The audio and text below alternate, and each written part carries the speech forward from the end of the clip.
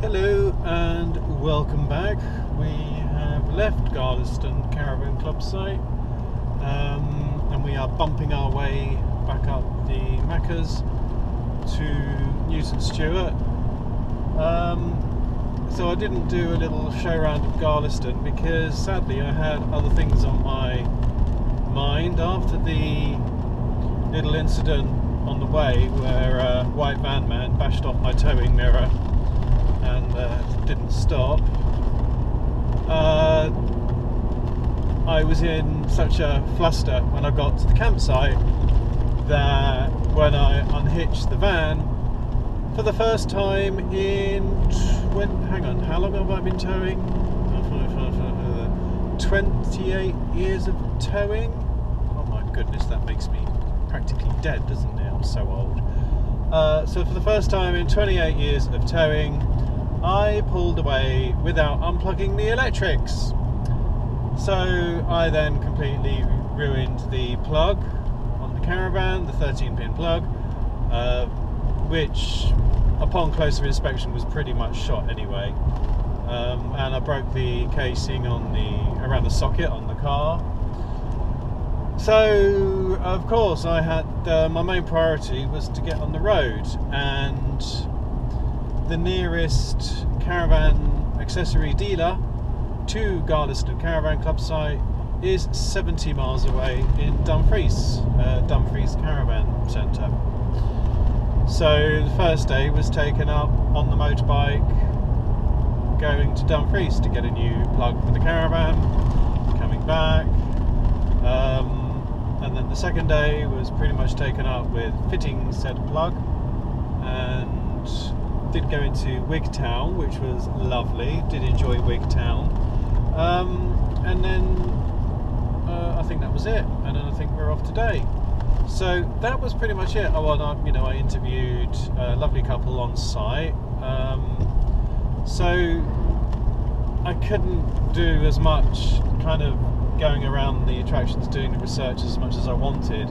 I've had to rely a lot on talking to the wardens, talking to people on site and seeing what people enjoyed, rather than actually going and visiting myself, because of course it was a bit more pressing to make sure I could get my van safely, legally back on the road, which it is now. The plug's all wired in and it all works fine. All I've had to do is hold it to the socket with gaffer tape for now, because a new casing for the socket is being sent to the lovely people at Airstream by Westphalia Tow Bars, and I will sort that out when I get to Airstream.